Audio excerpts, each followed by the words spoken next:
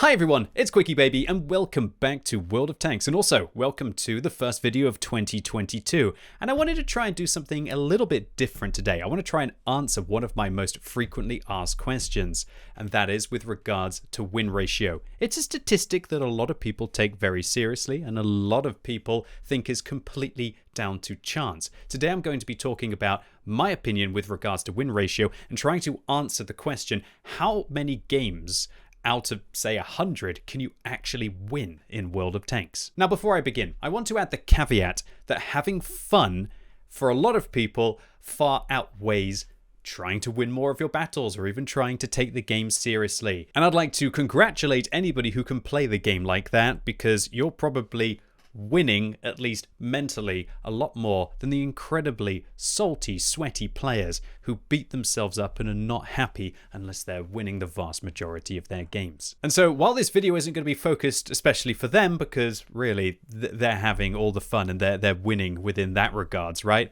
Today's video is going to be focused on the player who wants to try and win more of their battles and be more impactful, because that's just what their mentality is, and that's what my mentality is. So firstly, I want to talk about what win ratio is a factor of. And if it was beautiful and perfect and this game was absolutely fair and it was like chess, for example, then it would literally just be your ability as a player to win the battle through having a superior impact than the average player. And at its purest form, that is what win ratio is in World of Tanks. If you were to get rid of all of the uncertainties and the outliers that I'm going to discuss now, then in theory, your win ratio over 10,000 games would be your ability to be more impactful in winning the battle than anyone else. Let me also try and present it in a different way, and that is that your ability to be able to win the battle is purely down to you as a player being more impactful than the player on the enemy team. 14 players on your team will be a constant factor, or shall I say a constant random element that you can't control. But 15 players on the enemy team are also going to be a random factor.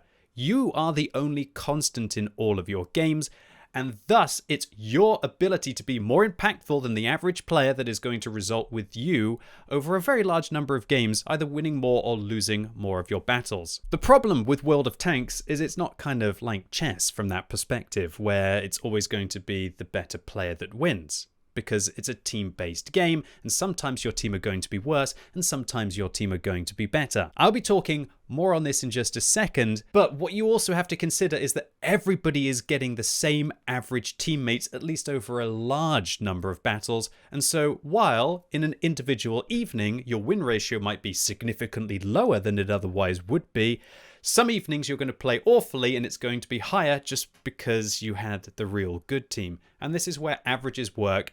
And so that's why I'm talking about average win ratio over thousands of battles, where everybody in theory should have just as many good teams as they do have terrible teams. And that's where your ability to be able to carry the inexperienced teams to victory is the test in itself. However, of course, we all play World of Tanks, and everybody knows there's a lot of aspects of World of Tanks that aren't fair and can also deem win ratio to be a flawed statistic. So let's talk about them. Firstly, you could play as part of a platoon. If all of your teammates are incredible players, then you can effectively inflate your impact in the battle and also inflate your win ratio along with it. Conversely, if you play with players who are significantly below average, then you're actually going to end up losing more games than you otherwise would have won, and so your win ratio would be dragged down. Next, it's very important at the tier that you choose to play. Winning battles at the low tiers of World of Tanks is a lot easier than winning battles towards the top tiers, where experienced players are far more prolific. That's why a lot of people who, when they want to try and inflate their win ratio, will drop down in their low tiers and they will try to play their incredibly strong tanks to be able to pad out their win ratio. Now, talking about the strength of your tank, that is a key factor. There's going to be a very big difference between you trying to get a good win ratio in your 122 TM, which is incredibly meta, compared to something like a Panther 88. Now, while there are going to be players out there who are incredible in the Panther 88, they're just never going to be able to achieve what a better tool like a 122 TM would be able to. Next, we've got to talk about the advantages that you play with. There are crew skills, so many different crew skills that you could take. I'd say that a fully decked out crew is at least 10 or 15% better than a crew without all of the advantages. Equipment. If you don't have any equipment on your tank, your vehicle is going to be about 20% worse than if you had the best equipment on your tank as well. And now there are so many different flavors of equipment in the game. Standard in a slot, then you got bounty, then you got bond. It boggles my mind that a bond gun rammer is what? I think is about 13 or 13.5%, whereas a regular rammer is only 10. That's that difference there as to what equipment you choose to use on your tank. Premium consumables can be very impactful. If you can afford to use food in all of your games, you're literally 5% better than everybody else, at least with regards to the statistics of your tank. Availability of premium rounds, which is also tank dependent. Somebody who fires more gold in certain situations is going to be more impactful than players who don't fire gold in those situations. There's certain things in World of Tanks that you just simply can't make up for, and the ability to be able to penetrate a mouse 100% of the time with a high explosive anti-tank round is going to allow you to be able to destroy the mouse before you've lost your hit points, way better than if you tried to do something that a lot of people consider honorable and just fire regular rounds. Next, field mods make a huge difference to the mobility, the accuracy, sometimes even the DPM of your vehicle, the view range, everything. Field mods are a massive advantage to all of your vehicles. Some players even bother to use directives on their tanks to amplify their rates of fire if they're using their high DPM vehicles, or even their camo rating on some of their more sneaky tanks. And of course, even painting your tank provides you with a 3% advantage. Pro tip, by the way, you only have to paint the hull if you want to try and min-max having as many different camouflages on vehicles as possible, and you don't really care looking like a clown. And so with all of those uncertainties acknowledged, if we were to kind of take them all away, then it comes back to the pure form of just your ability to be able to impact the battle, to be able to win it. And while you could kind of argue that everyone can kind of do this, it definitely does allow, should we say, failings in looking at win ratio as a pure statistic. So now I want to address the question at hand. How many of your games of World of Tanks can you actually win? When you go into a battle, what is your chance of actually being able to impact it, right? And so if we take a look at this win ratio slider here, where either you're going to lose every single one of your games or you're going to win 100% of your games, 50% being in the average, a lot of people think it's just such an extreme.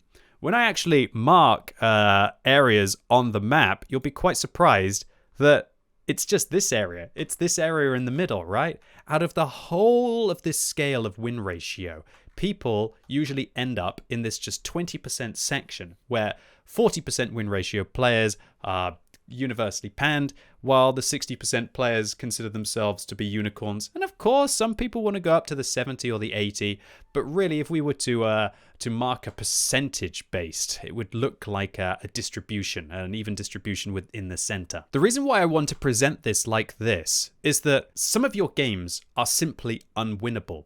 Even if you were to do absolutely nothing in a battle, on average, you would still win 40% of your games. How bizarre is that? That this is kind of the area of zero impact on the graph, where to be able to have a 40% win ratio, you pretty much don't have to do anything in the battle. And the players that go below 40% are usually players who are either platooning with other players who have zero impact, or even sometimes trolls that maybe push their allies out or just do things to grief and are not directly impacting themselves in the battle. The average win ratio in World of Tanks is right about here, 49%. Now, why is the average 49%? Well, that's because about 2% of all games in World of Tanks are draws, so you've got to take the 2% away from the 100%, then divide it by 2 to get the average of 49. But what I want to present to all of you, that the only difference between somebody who's completely average and somebody who's looked at as a real special player is only being able to influence one battle out of 10 to be a win. And that is because 40% of your battles you were always going to win anyway. And I would argue that at least 10, if not 20% of your battles are impossible to be able to win because of the fact that you can't win always 1 versus 15. And I think that the highest win ratio that I've ever been able to achieve in World of Tanks is by playing an overpowered tank like a Cromwell Berlin at tier 6 with all of the advantages against casual players. And over several hundred battles, I was able to achieve 80% wins playing solo, but please also factor in that I couldn't be able to do that in a more balanced vehicle, especially towards the upper tier. So what consequently happens is that you have to try and impact this area where you're either going to end up with your 40% win ratio for the evening, or you're going to end up with your 80% win ratio for the evening. And this is really where the distribution of player skill ends up, where only 40% of your games in this area are actually winnable, while 40% of your battles down here you can't lose, and 20% of your battles towards the top you can't win, even if you have all of the advantages that I talked about previously. And what I really want to hammer home for players is that the difference between you getting, say, 50% wins and 55% wins is only being able to have that one moment where you had a really good idea and you made the difference and you were the impact that the game needed to be won, and you only have to do that 1 in 20 games, which really shows you where the margins are and why it comes down to critical analysis of your performance and thinking about what you could have done more. I feel like this is quite a lot of talking. Why don't I try and show you one of the games, which is pretty much right on this boundary where it's possible to be able to win, but it's very, very close to being unwinnable. Alright, so I'm loading into the battle, a very nice matchup here for the Kampfpanzer 07RH, and immediately what am I going to try to do? I'm going to try and dominate the hill. And while we saw in my live gameplay from a few days ago, when I believe I was playing in my Kranvang, sometimes when you invest all of your eggs in the basket of the hill, it's a little bit of a dubious thing to do. I will still make the hill play at least 9 times out of 10, especially when I'm playing a fast tank like this. So immediately we've got up onto the hill and we're changing out to high explosive rounds here, something where this vehicle has 90mm of penetration. And this vehicle has 2,400 base DPM with its armor-piercing rounds. But if you can manage to pen your HE rounds, you actually have 320 alpha damage, which allows you to absolutely rip apart your opponents, at least the lightly armored ones, until of course now you need to use your armor-piercing rounds, which have, I guess, a paltry 200 damage. Now you're seeing me playing here with pretty much most advantages. The only thing that I don't have on this tank is going to be really nice equipment. I'm using regular equipment on this vehicle, but this is a huge carry potential vehicle. As soon as you have outrageous DPM, as soon as you have enough mobility to be able to get into a position, and we are just absolutely ripping through our opponents here. We are 1 minute and 22 seconds into the game and we're at 2,200 damage before we continue to rip this Churchill 7 apart. And this is where this vehicle, with locking down the tracks, being able to shoot through the front just leaves them with no hope. Unfortunately for me, the Astron Rex decides to come and fire gold at me, puts a couple of rounds into my tank. Now the Emil decides to come back around the corner. We clutch shot him in the tracks, which means he avoids being able to hit us. He puts another gold round through my turret as well, not that he really needs to. Now he's fired his extra shot. I'm feeling fairly confident to go after this Emil, so I'm going to come around the corner between his intra-clip reload and nail him again. And we are now ripping apart their top tier tanks while the AT-15 is locked in position and getting spotted by our arty. And thank you so much to you, Hummel. Really good stuff to finish that Emil off there. But even though we have dealt 3,700 damage in this game, and let's be honest, that's pretty much most of the damage that's been dealt in this battle by our team. Our team is still even on hit points, and they're capping our base until we get over here and start to lock down this IS. Luckily for me, it looks like somebody else was able to interrupt the cap circle, which has put a lot less pressure on me here. I'm going to change out using Intuition. Can't be a YouTube video without mentioning Intuition, to start to put HE rounds through here. We get unlucky with the first one into the back of the Skoda. We pen the second one. We miss the third, down to AP now. And we're starting to have to just go after this Cheeto. And now we're down to 155 hit points. How much harder can you carry 5,000 damage in a tier 8 medium tank, and it's only just hit the 3-minute mark of this battle? This is undoubtedly one of those games which is right on the cusp of if I wasn't playing with all of the advantages, if I wasn't at the top of my game trying to at least hit all my shots, you can't really factor RNG in, right, for all of those kind of shells. If we weren't at the top of our game, that we would undoubtedly have lost this battle. If we weren't up on the hill, if we weren't crushing it, if we weren't taking the fight to all of the top tier tanks on the enemy team, with locking down the AT-15, locking down the Emil as he came around the corner, and by distracting at least the Astron Rex and all of the premium rounds that they were firing at our tank. But I guess our job isn't done. We're still pretty darn close on hit points. We've got to try and take it to the enemy team still. So I'm trying to get the P-43 Bis to work with me, and I'm letting him know that if he spots him while the Astron Rex is still over towards the east, that I can lock down the tracks of the AT-15, and I don't think I've got anything left to prove, at least with regards to DPM on this tank. So the P-43 managed to get a spot on the AT-15, and I'm going to have a look, and just like a man of my word, because the P-43 is going to help me, I'm going to avoid vision here from the AT-15, swing out, swing in, he doesn't manage to see me, and now we're going to try and lock down his tracks. It's going to take us a couple of shells here to be able to track the AT-15, set them on fire there, looks like we're damaging the engine in the back, and this is where I love the Kampfpanzer. We are just going to town with this AT-15. Unfortunately, we still have to be fairly accurate in this scenario, and oh dear, yeah, Artie shuts me down. 4.5 minutes into this game, nearly 6,000 damage dealt, and 1,100 spotting as well. And it's still pretty darn close. It is still pretty darn close. With the interrupts that we made, with the pressure that we were able to apply, with interrupting... Well, not with interrupting, but by locking down the position of all of their tier 8 tanks.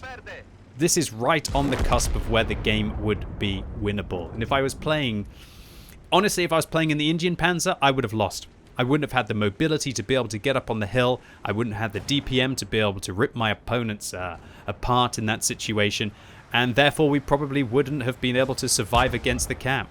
And as we're going to see here, I'm going to speed this one up a little bit so you can just see what the Astron Rex is going to do. He's going to outmaneuver my 88, going to try and sneak up behind. The Astron's going to bounce. Astron's going to go back. And in this situation, I was like, oh, surely they can't mess this one up, right? Oh, no, Mr. 88. As the Hummel finishes him off, Astron turns. Astron is going to nail the... Oh, he doesn't actually nail the Poodle. And we only, in that game, managed to win by 2,000 hit points. And so for everyone who thinks that our win ratio is RNG. Yeah, I've clearly established that there are factors that are out of your hands. But it's often about being able to have that impact and being able to have that impact quick enough in the battle to be able to influence it, to put it into your team's favor. So one thing I'd like to clarify is that today's video is about how many games of World of Tanks can you actually win. That's the question that I'm trying to answer. I'm not telling you exactly how to be able to win all of your games. If I could do that in a single video, then I don't think people would probably have been following all of my content throughout the years. But it really hit home to me in this game, which was on New Year's Eve. It was one of my final games of 2021, and it was one of my, should we say, most brutal and impactful games of 2021. And I don't think there was much better of an example of a battle that I've been able to have, at least recently, of being right on the cusp of that boundary where the game was actually winnable. So unsurprisingly, an ace tanker here, 1,799 base experience, a Confederate medal because we damaged 6 vehicles that were subsequently killed by our allies, and a high caliber for the 5,884 damage that we dealt in 4.5 minutes of our life and the 6.5 minute game. And because we didn't need to fire many, if any, heat rounds this game, we make 314,000 credits profit. Juicy. So to conclude and answer the question directly, how many games of World of Tanks can you actually win? Well, I'd be really interested to know what you think in the comments down below about what I presented, but in my opinion, it's about 4 out of 10 battles. I truly believe that with the caveats in mind of all of the different variables about how you choose to play World of Tanks, that it's only about 4 in 10 battles that are actually going to be impacted by you as a player. And it kind of makes sense, really, as to when you look at the way that the community has kind of colored the different win ratios that are inside the game and the lust that some players have on their quest to be able to achieve them. And I want to finish by clarifying that just because it's maybe only 4 in 10 battles that actually matter, don't slack, because you have absolutely no idea about which those 4 in 10 battles are going to be. And while at the end of the day, I would like to finish as I began by saying that the most important thing is to have fun. And at the end of the day, does it really matter where you end up that much on this scale if you can have had a good giggle in the battle? Of course, not at everybody else's expense. But for the players out there who are actively trying to push further and further and further and further up the win ratio scale, I truly hope that this kind of demystified the random nature of the process, which I still must admit, I'm not trying to say that it's not random as well. There have been some evenings in December where I was unable to achieve even a 50% win ratio, which for me, as somebody who tries to win about 60 to 65% of their games, that is well and truly below my average. But there have also been some evenings where, even though I don't even feel like I've been playing that well, I've been getting 80% wins. And that is where the average comes out for you as a player. Anyway, ladies and gents, boys and girls, that's it for today. A different kind of video. I'd be really interested to know what you all think about it in the comments down below. If you enjoyed this, make sure you give it a thumbs up. If you hated it, give it a thumbs down. And if you're watching this video as it goes live on Sunday, it's time for the World of Tanks Tech Tree Showcase, the first one of 2022. And all of you have voted for the VZ55. And so why not come along as I play through to arguably the best heavy tank in the game with its Czechoslovakian powerhouse 980 damage within 2 seconds of the first shot. So yeah, really looking forward to seeing all of you live right now. And once again, have an awesome 2022, whatever you get up to, and I'll try and get some terrible content out there to keep you chugging along with it. And as always, thank you so much for watching. You've been epic, and hopefully I'll see you soon.